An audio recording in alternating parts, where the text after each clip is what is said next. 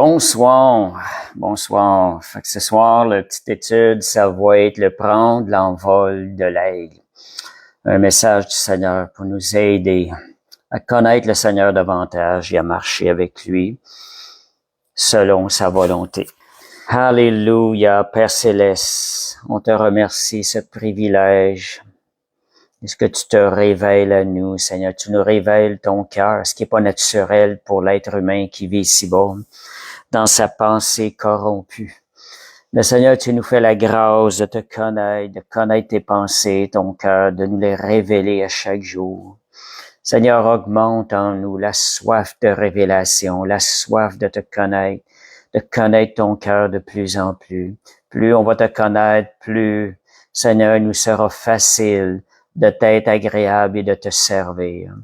Seigneur, que le Saint-Esprit puisse parler à chacun de nos cœurs ce soir. Seigneur, que nos vies ne soient pas les mêmes, plus les mêmes après. Seigneur, emmène-nous encore plus haut avec toi, comme on va le voir dans cette étude ce soir. Merci pour ta présence et la présence de ton Saint-Esprit. Amen. Bonsoir pour tous ceux qui se sont joints. On va commencer, donc, c'est prendre l'envol de l'aigle.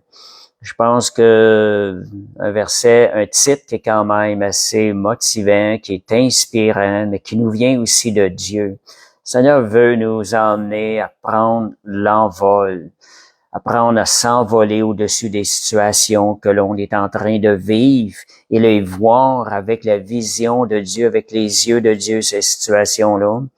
Ce soir, c'est ces choses, on va regarder comment ajuster, aligner notre attitude avec celle du Père Céleste. Lui a la vision qui est réelle. Nous, on a une vision qui est pas claire, qui est corrompue par notre manière de penser. Puis ce soir, avec la parole de Dieu, on va regarder ça pour aligner notre vision en accord avec le Père Céleste. Et ça va venir nous fortifier dans la foi. On a tous le désir de lui être agréable. Fait que ces choses-là vont nous aider à s'aligner avec le Seigneur, puis à avoir aussi cette assurance, cette pensée que ce qu'on est en train de faire, que notre attitude, notre manière de penser lui est encore plus agréable.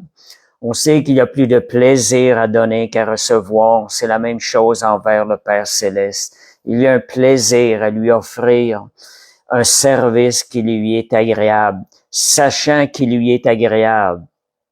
Le Seigneur dit, ça va être une joie, ça va être plus facile pour nous de faire sa volonté. Fait qu'on va lire le verset, ce qu'on va voir où ça soit, c'est qu'on va revoir notre attitude lors des tempêtes et comment adopter la vision de Dieu à travers les tempêtes, les visions, les difficultés qu'on passe.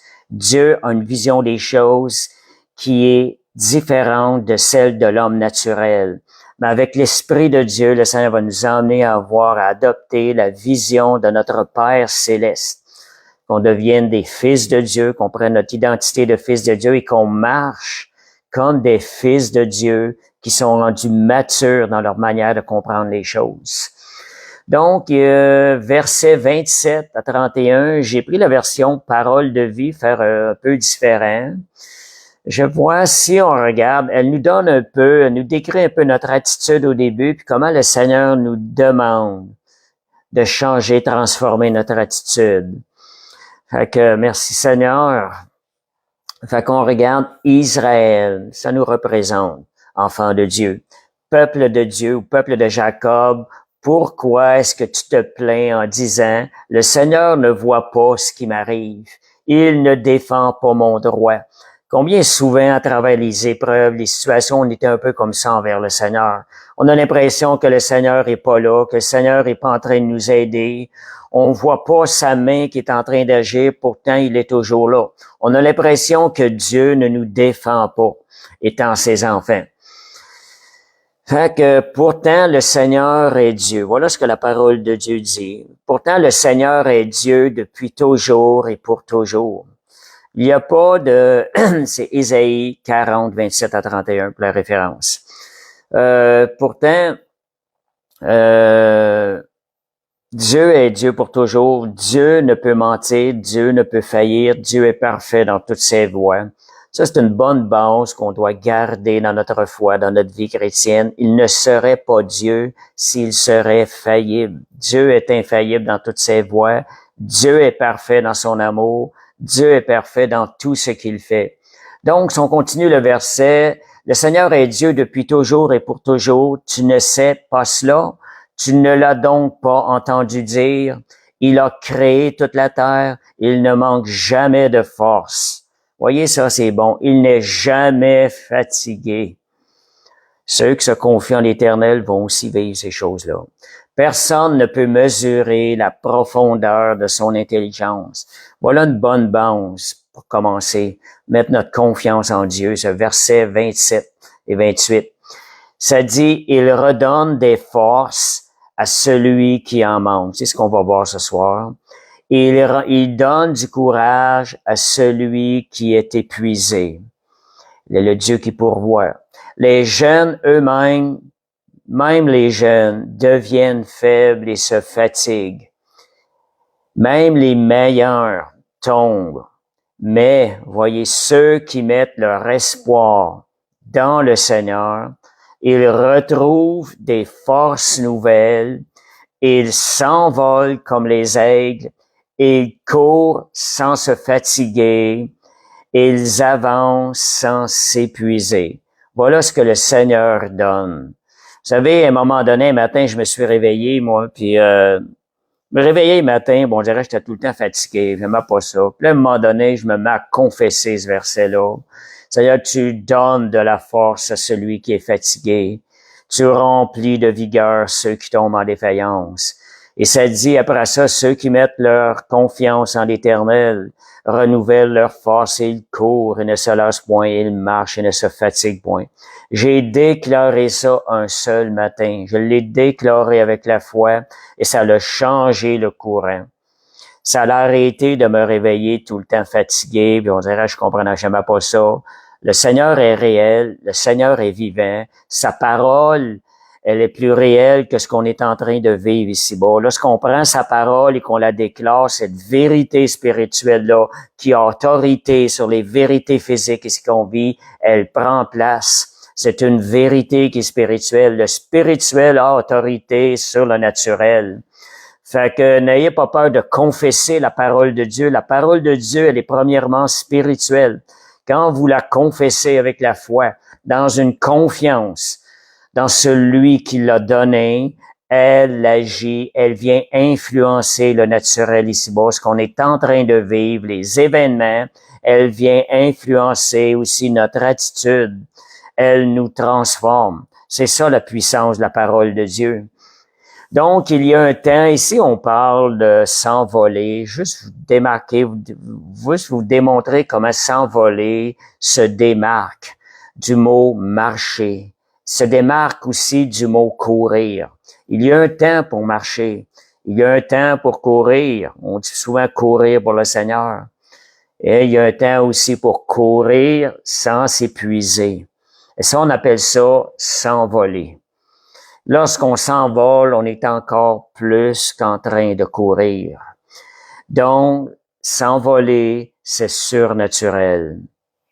Et dans la fin des temps, il va falloir entrer dans le surnaturel parce que le diable, il rage. On va avoir besoin encore plus du surnaturel, mais cela être à notre portée. Le Seigneur nous a donné sa parole, il nous a donné son Saint-Esprit. Nous sommes de ces vases qui pouvons recevoir la force de Dieu, être fortifiés. On a vu l'histoire, on voit l'histoire de Samson dans l'histoire de Samson, justement, il y a des petits papillons qui peuvent s'envoler sur moi. Il y a sur ma chemise l'histoire de Samson. On voit ça dans l'Ancien Testament, dans l'Ancienne Alliance. Samson était revêtu d'une force surnaturelle. Pensez-vous pas que nous n'avons pas accès, nous, à ça aujourd'hui, dans la Nouvelle Alliance, suite au sacrifice parfait de Christ à la croix, de sa victoire? Laissons notre cœur ouvert. Lorsqu'on va avoir besoin de force, le Seigneur va nous revêtir de force. Encore plus que Samson. Il va travailler, il peut faire encore au-delà. Donc, ouvrez notre esprit au surnaturel de Dieu dans notre vie. Dieu veut se glorifier. Le surnaturel, le désirer le surnaturel de Dieu, c'est pas quelque chose qui est égoïste. C'est afin que la gloire de Dieu soit manifestée à travers nous. Et le Seigneur veut manifester sa gloire sur cette terre. Il cherche des vases qui veulent manifester sa gloire. Ouvrons notre cœur à ce que la gloire de Dieu, le surnaturel de Dieu, passe à travers nous. Soyons de ces vases qui sont disponibles au Seigneur. Seigneur, passe à travers moi. Seigneur, manifeste-toi à travers moi. Seigneur, transforme-moi, Seigneur Dieu, comme toi, Jésus. Seigneur, que je sois transfiguré. Seigneur, que les gens ne me voient plus, mais qu'ils voient Jésus briller à travers nos vies. Ouvrons notre cœur au surnaturel de Dieu. Donc, il y a un temps pour s'envoler. Voyez, je vais vous faire une comparaison. J'en ai parlé un petit peu dernièrement. Belle comparaison. C'est une comparaison. Dieu se sert des aigles pour nous enseigner dans la parole de Dieu. Fait que merci Seigneur, c'est bon de confesser. Seigneur, je le veux. Dieu entend. Dieu voit ce que vous écrivez. C'est comme des prières qui montent vers lui. La prière, c'est pas toujours quelque chose quand on est à genoux. Non, la prière, c'est quand notre cœur, une pensée, on démontre notre désir envers le Seigneur. Le Seigneur, il voit toutes ces choses-là. Vous savez qu'on peut prier en tout temps. Pour toutes les pensées qui passent, nous pouvons les remonter en prière envers le Seigneur. C'est possible de prier en tout temps, de garder un esprit de prière. Je pensais à ça dernièrement, là. Fait que regardez, pour Dieu se sert des aigles pour nous montrer l'attitude à adopter. Moi, je vais vous parler des poulets pour vous montrer l'attitude qu'il ne faut pas adopter. L'attitude des fois que certains chrétiens adoptent. Donc, les poulets versus les aigles. On va faire une petite partie de l'étude avec ça. Fait que ça dit comment les poulets réagissent face à la tempête. Moi, chez nous, on avait des poulaillers. On avait un poulailler. Mon père achetait des poulets, on les engraissait, puis on les vendait plus tard. On les trempait dans l'eau chaude et tout. On vendait des poulets plus tard.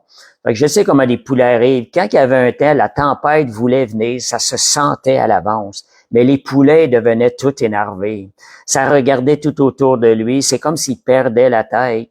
Puis il regardait tout autour de lui ce qui se passait, puis on sentait la panique parmi eux. Ça, c'est l'attitude des poulets parmi la tempête.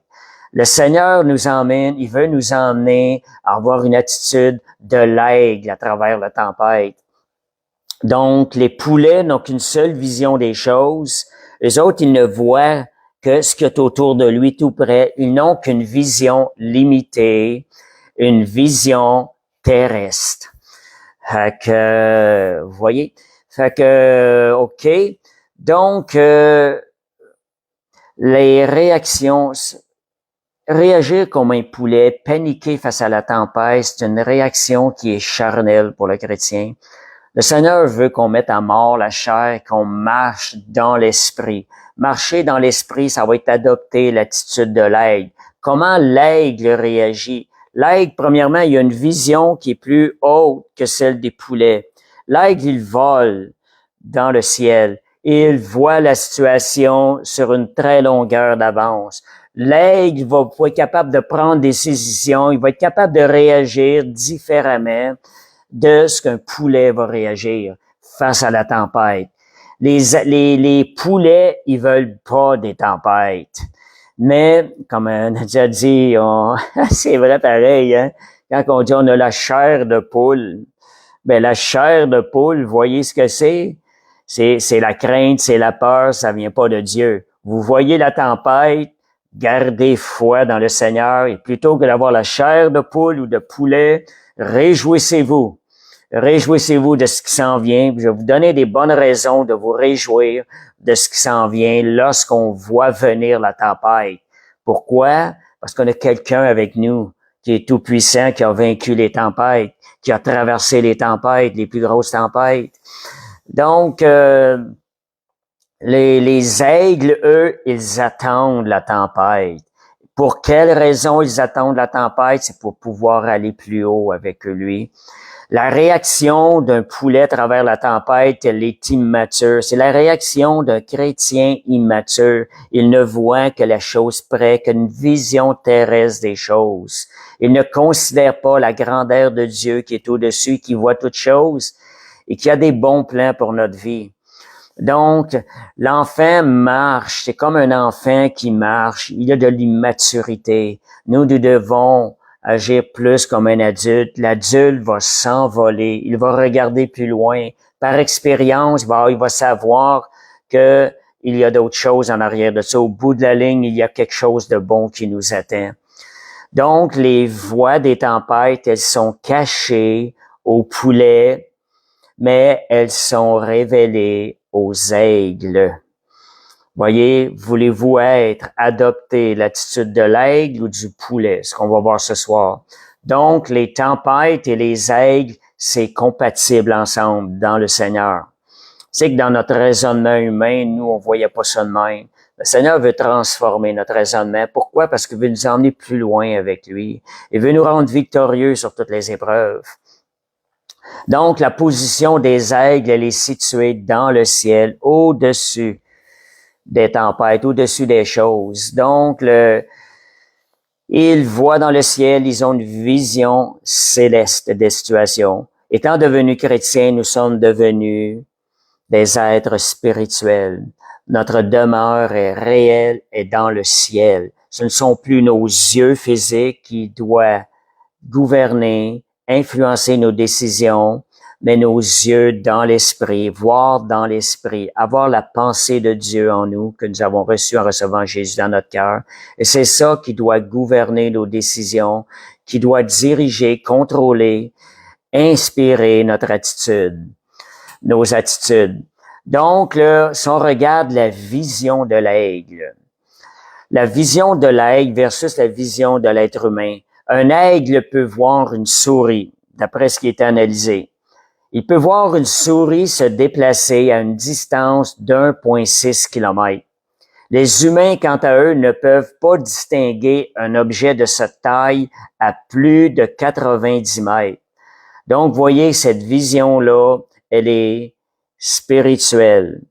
Dieu veut nous emmener, comme Karine nous dit, à regarder les situations, à les analyser et à les affronter avec une vision spirituelle, avec nos yeux spirituels. Donc, juste une petite remarque, quand que je parle de poulet-poulette, on sait que pour certains, entre frères et sœurs, c'est comme une marque d'affection entre amis. C'est pas un manque d'immaturité spirituelle. C'est pas dit dans le même esprit que ce que je suis en train de démontrer. Fait que rassurez-vous, vous pouvez continuer à vous appeler poulet-poulette. C'est pas un problème, c'est pas un péché. Si vous avez un doute, allez-y avec poulet-aigle. Peut-être que ça peut vous rassurer.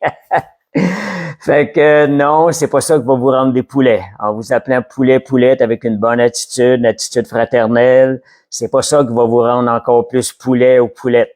Rassurez-vous. Fait que merci Seigneur. Hallelujah. Donc, je vais vous raconter la leçon de l'aigle. Beaucoup la connaissent, mais je vais quand même la ramener à l'esprit. Peut-être qu'il y en a certains qui l'ont jamais entendu. Il y a une leçon de l'aigle. C'est vers 40 ans environ. L'aigle doit prendre une décision difficile pour continuer à vivre, pour aller plus loin. Il se retrouve devant 3 problématiques. Le premier, ses longues serres sont devenues trop flexibles. Ils ne peuvent plus se saisir de la proie qui lui sert de nourriture. Son long et pointu bec, il devient trop coudé. Et ses ailes sont devenues trop lourdes en raison de leurs nombreuses anciennes plumes épaisses et elles rendent son vol plus difficile. Donc, un choix se présente à lui. Qu'est-ce qu'il doit faire? Mourir ou passer par un processus douloureux de changement qui durera 150 jours. C'est 5 mois de changement. Pensez-y. Un aigle va se retirer pendant 5 mois pour un processus de changement. Donc, c'est un processus douloureux. Ce processus exige que l'aigle doit prendre une décision. Là, vous voyez, nous aussi, on va avoir des décisions à prendre. L'aigle, il doit s'envoler vers une montagne, en haut d'une montagne, vers son lit pour se retirer. Et quand on dit, il doit prendre une décision de se retirer pour pouvoir emmener une transformation dans sa vie, pour pouvoir aller plus haut, plus loin dans sa vie. Justement, partagez le live, ceux qui ont l'occasion. Et nous, en quoi ça nous concerne, cette décision-là, comment est-ce qu'on va avoir aussi la faire? Ben, il va falloir se trouver un lieu secret et aller dans du jeûne plus fréquent dans notre vie. Il va y avoir une saison où on va passer par là, il va falloir s'arrêter et prendre un temps à part, aller dans le jeûne et trouver un lieu secret pendant une longue période. Pas juste une journée de jeûne, là, mais beaucoup plus. Ça, c'est le Seigneur va mettre des convictions dans votre cœur. Fait que c'est la situation de l'aigle. Et ce processus exige que l'aigle vole jusqu'en haut d'une montagne sur son nid. L'aigle, là, à cet endroit-là, il va frotter et frapper son bec contre une roche jusqu'à ce qu'il l'érode. Donc, il va y avoir un travail. Après cela, il va attendre la repousse d'une corne neuve et rigide qui formera un nouveau bec. Ensuite, il tentera d'arracher et d'user ses serres. Après cela, des nouvelles serres vont se développer selon un processus de repousse permanente. Et plus encore, l'aigle commença à plumer ses plumes âgées. Donc, il va les enlever. Et là, des plumes plus légères et neuves et plus souples vont repousser. Donc, c'est un processus de rajeunissement. C'est aussi un processus qui est douloureux. Donc, c'est 5 mois de processus intense et douloureux.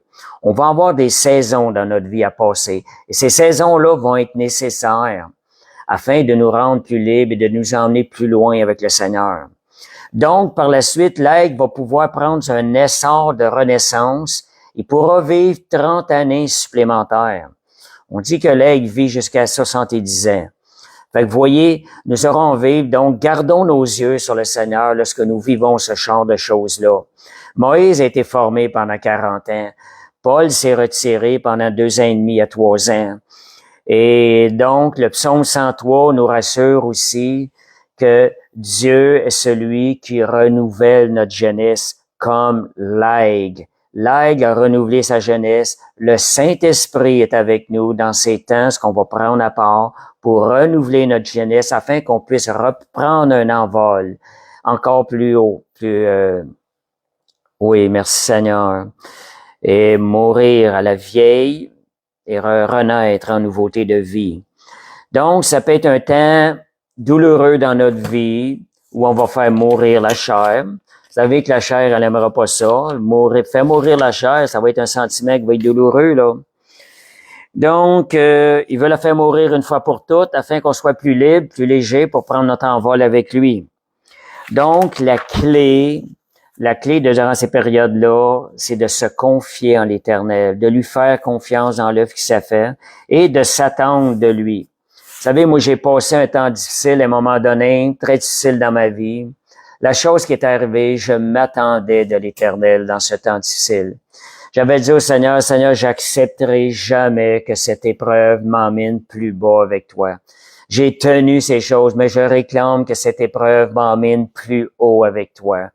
Cette épreuve-là a duré 6 ans. Après 6 ans, le Seigneur m'a emmené. Vous voyez, il y a un long processus parfois. Après 6 ans, j'ai fait un rêve le matin. C'était vraiment merveilleux. Le Seigneur nous fait grâce. Il nous montre ces choses-là. Je savais pas combien de temps c'était pour durer, mais j'avais gardé foi. Seigneur, jamais je n'accepterai que cette épreuve m'emmène plus bas avec toi. Après 6 ans, un matin, j'ai rêvé avant de me réveiller, juste avant de me réveiller. J'étais comme dans mon salon. Il y avait un mur qui était complètement en vitre, une porte ouverte vers le ciel. Et de ce côté de ce mur-là, il y avait une petite fenêtre. Je vois un aile. J'ai pensé c'est un ange. J'ai dit, oh, c'est un ange.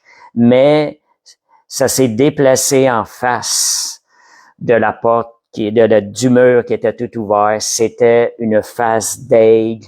Et l'aigle a ouvert ses ailes et c'était d'une couleur orangée qui brillait de la splendeur du soleil. Et j'ai vu l'aigle prendre son envol, s'envoler. Et j'ai entendu le Seigneur me réveillant. Il me dit, je te donne l'envol de l'aigle. Tu sais, Dieu a fait grâce. Dieu est fidèle à ses promesses. Lorsqu'on garde nos yeux vers lui, lorsqu'on se confie en lui, lorsqu'on s'attend de lui. Et ce qui s'est passé, j'étais pendant 2 ans, je voyais je voyais les situations qui arrivaient, mais je me voyais monter. Vous savez que l'aigle attend le courant d'air, lui. Quand il y a un vent, une tempête, il y a un courant d'air, pour lui, c'est ça qu'il attend. Parce que ça lui permet, l'aigle est en attente du courant. Quand le vent arrive, ça lui permet de monter plus haut. Un autre coup de vent arrive, il monte encore plus haut. Je me suis vu comme ça dans ma vie pendant 2 ans consécutifs. Je voyais toutes les occasions m'emmener encore plus haut avec le Seigneur que ce que j'avais déjà vécu. Vous savez, l'aigle a passé 40 ans. Quand il est recommencé, il y a un autre 30 ans. Sûrement qu'il est allé encore plus haut. C'est un peu ce que j'ai vécu. Dieu nous emmène plus haut. Donc, Dieu m'avait préparé pendant ce temps-là pour des choses plus grandes, pendant que moi, c'était des moments qui me semblaient difficiles. Le Seigneur est fidèle. Ne gardez toujours vos yeux vers le Seigneur pendant que vous passez des moments difficiles. Vous n'êtes pas en train de reculer devant le Seigneur, mais vous êtes en train d'être formé, le Seigneur, afin d'avancer plus loin et plus haut avec lui. Et ça, c'est les promesses de Dieu. Donc, lorsque les turbulences arrivent, l'aigle, lui, les utilise pour aller plus haut à chaque coup de vent, à chaque turbulence. L'aigle, il monte plus haut. Vous savez, ça, cette manière-là de fonctionner, c'est le cœur de Dieu, c'est la nature de Dieu. Le Seigneur, son cœur, il veut toujours nous emmener plus haut. Vous savez, si on reste tout le temps au même niveau, on est en train de rétrograder parce que c'est pas la nature de Dieu. Dieu, c'est de gloire en gloire. Toujours plus haut avec lui, toujours plus loin. Il va nous faire vivre des nouvelles choses avec ça aussi. Merci Seigneur, alléluia. Juste regarder les commentaires. Bon, gloire à Dieu. Fait que oui, comme quelqu'un disait, je vois pas c'est qui, merci, je suis reconnaissante pour ces périodes de formation. Oui, soyons reconnaissants pour les périodes de formation que Dieu nous donne. Donc, les épreuves, les tempêtes, les turbulences dans nos vies devraient nous emmener toujours plus haut et plus près du Seigneur. Elles devraient nous rendre plus forts dans le Seigneur et plus forts dans le combat spirituel. La pression et les afflictions, dépendant de la manière qu'on le fait, si on se confie dans le Seigneur au milieu de ça, si on s'attend du Seigneur, lorsque des afflictions viennent nous affecter, de la pression vient sur notre vie, ces choses-là devraient faire de nous des guerriers plus forts et plus vaillants au combat.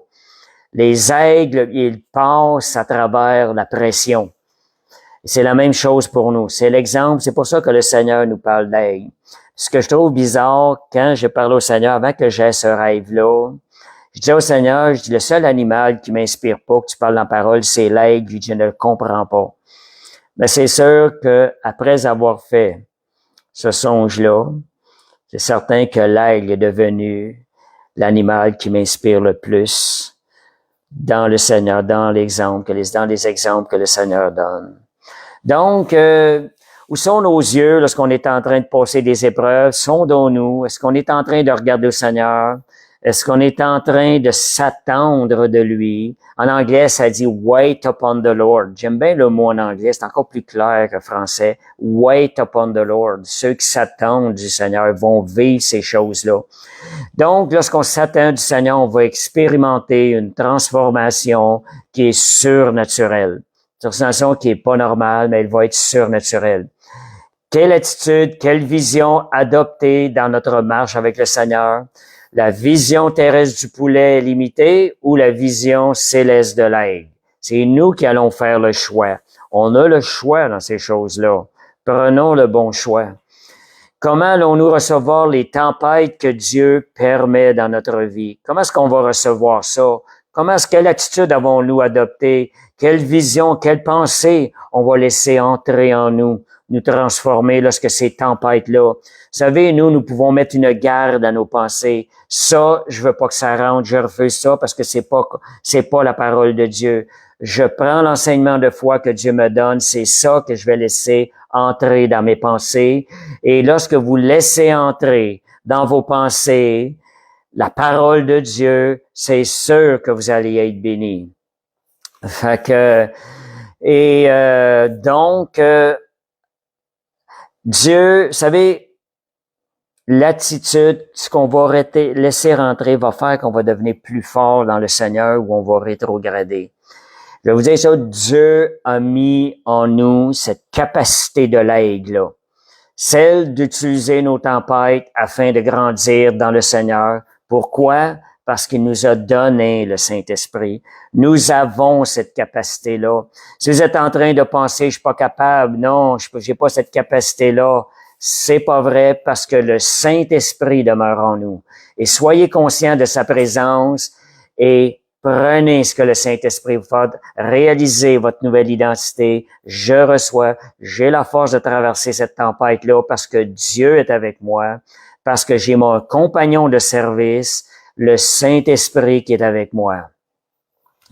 Amen.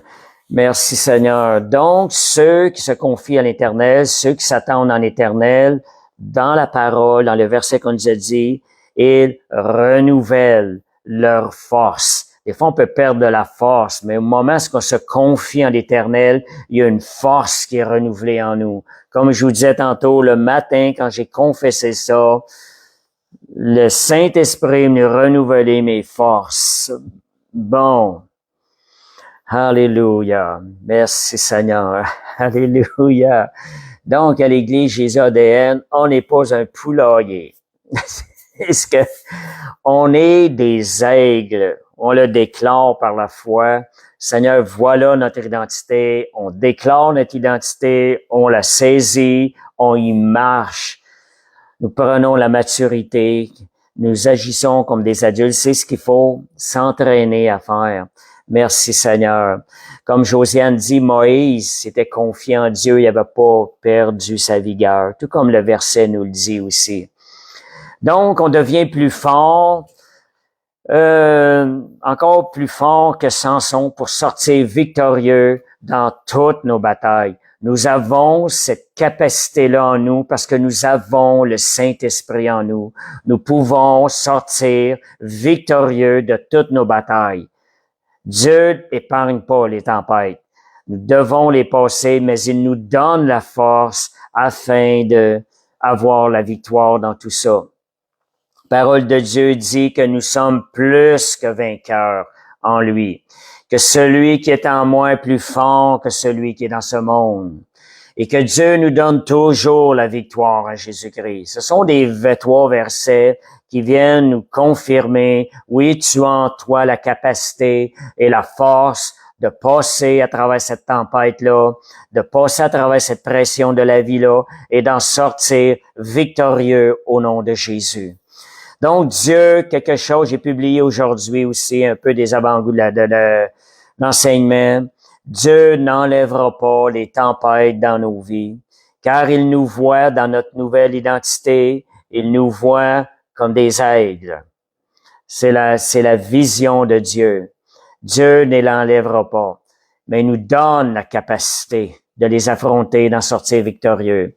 Il y avait une fable qu'on dit le vilain petit canard. C'est une canne qui couvait des petits canetons, des œufs. Il y avait un œuf d'oie qui avait été mis là avec. Je sais pas.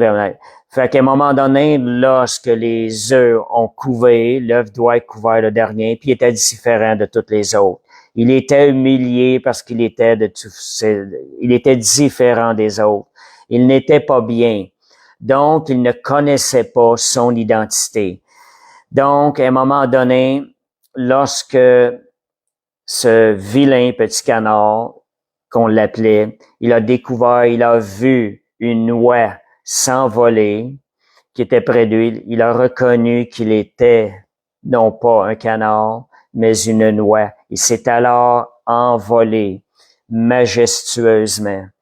Fait que voyez, des fois, le fait de ne pas reconnaître notre identité, que nous avons la capacité de l'aigle, nous empêche de nous envoler, de servir le Seigneur. Il est très important de recevoir cet enseignement-là ce soir. Seigneur, merci de faire de moi un aigle, d'avoir fait de moi un aigle. Pourquoi? Parce que j'ai le Saint-Esprit à l'intérieur de moi. Et nous sommes des enfants de Dieu. Donc, si on veut avancer dans le Seigneur et marcher dans notre nouvelle identité, il va falloir que parfois qu'il y ait une séparation avec des poulets qui nous influencent autour de nous. Laisser les poulets en arrière et nous envoler. Il va falloir nous envoler comme l'aigle. Comme le petit oie a laissé les canards en arrière et s'est envolé d'une façon majestueuse. Il a pris sa nouvelle identité. De la même chose, nous, il va falloir rentrer dans notre nouvelle identité. Donc, laissons de côté ceux qui marchent dans la chair. Joignons-nous avec ceux qui vont marcher dans l'esprit, qui vont nous influencer. Il y a des gens qui marchent dans la chair. Ils sont continuellement en train de marcher. Ils ont une vision de la chair. Faites attention à ça. Essayez de les emmener, mais s'ils ne veulent pas vous suivre, laissez-les de côté. Allez avancer pour le Seigneur. Sinon, il va devenir un obstacle. Vous savez, les lions se tiennent avec les lions. Les aigles se tiennent avec les aigles. Merci Seigneur. Donc, pourquoi Dieu n'enlèvera pas les tempêtes dans notre vie? Pourquoi qu'il les enlève pas? Parce il sait qu'il nous voit comme des aigles. Il nous voit avec la capacité de passer au travers. Il nous voit avec cette capacité-là d'aller gagner des victoires. Donc, ça dit, si traverser des tempêtes sans Dieu va nous briser. Traverser des tempêtes avec Dieu nous fera grandir. Voyez, c'est l'œuvre du Seigneur. Dieu, il les enlèvera pas les tempêtes parce qu'il veut notre bien. Si nous, on veut pas les prendre de la bonne manière, ben, ça va venir briser la chair. Et si on les prend de la bonne manière, ben, on va grandir en autorité, en puissance, dans le royaume de Dieu pour combattre les puissances de ténèbres. Donc, Dieu est plus grand que les tempêtes. Dieu est plus grand que les épreuves. Quelle attitude allons-nous choisir? C'est un choix que nous allons à faire. Nous aurons à faire. Donc, pour terminer, je ramène le verset Ésaïe 40, 29 à 31. Je vous encourage de 29 à 31, méditez souvent ce verset. Moi, je le connais par cœur. Souvent, je le confesse de ma bouche. Tu sais, tu donnes de la force à celui qui est fatigué, tu remplis de vigueur celui qui tombe en défaillance. Ceux qui se confient en l'Éternel ou ceux qui s'attendent en l'Éternel renouvellent leur force, ils prennent leur vol comme les aigles, et ils courent et ne se lassent point, et ils marchent et ne se fatiguent point. Quelle belle promesse Dieu nous a laissée. Et à chaque fois qu'on confesse, là, c'est une parole qui vient de Dieu, c'est une parole qui est spirituelle et qui a la puissance d'influencer ce que vous êtes en train de vivre ici-bas. Donc, le Dieu que nous servons, il ne peut échouer.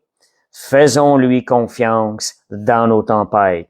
On a vu dans les versets 27 et 28 au tout début comment nous pouvons lui faire confiance. Ésaïe 40, 27 à 28.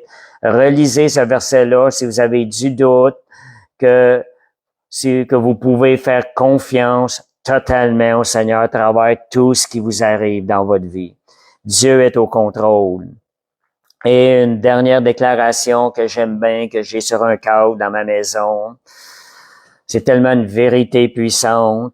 Le Dieu que je sers n'est pas contrôlé par les circonstances autour de moi, mais il contrôle les circonstances pour mon bien.